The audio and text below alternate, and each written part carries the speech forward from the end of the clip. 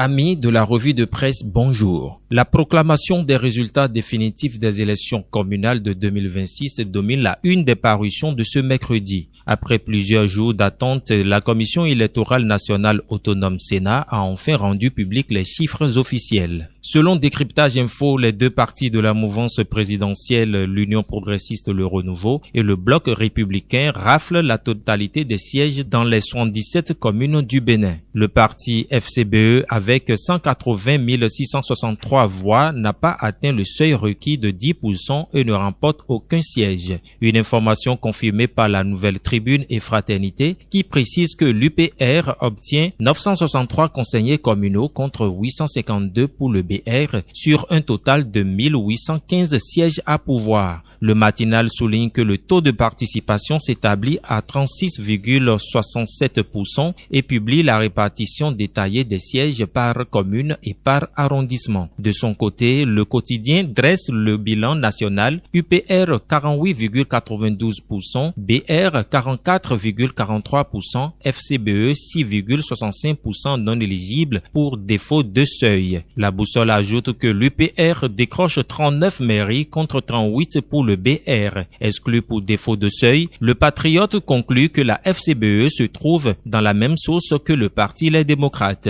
Dans une analyse plus institutionnelle, l'événement du jour estime que le Bénin franchit une nouvelle étape dans la consolidation de la démocratie locale à l'occasion de ces élections organisées pour la première fois en couplage avec les législatives. Union progressiste Le Renouveau, la Sénat consacre la démocratie de proximité, titre Le Quotidien. À l'Assemblée nationale, Adjache News annonce que la 9e législature fait ses adieux vendredi prochain. Libération confirme et titre à sa une: Assemblée nationale, la 9e législature tire sa révérence. Sur le plan éducatif, Libération informe également que la clôture des inscriptions au baccalauréat 2026 est fixée à la fin de la semaine. Une précision apportée par la Nouvelle Tribune qui annonce que les inscriptions prennent fin ce vendredi 30 janvier à 17h30. Toujours dans ces colonnes, la Nouvelle Tribune met en lumière la performance du secteur cotonnier. D'après le journal, le Bénin est leader en Afrique de l'Ouest et 5e producteur du continent selon les données de l'USDA. En revanche, le Patriote relaie un cri de cœur dans l'enseignement technique agricole. Selon le journal, 475 professeurs recrutés par la fonction publique et formés pendant près de 3 ans dénoncent leur mise à l'écart à la veille de la rentrée scolaire du 2 février 2026. Face à ce qu'ils qualifient de situation injuste et incompréhensible, ils appellent le chef de l'État, Patrice Talon, au secours.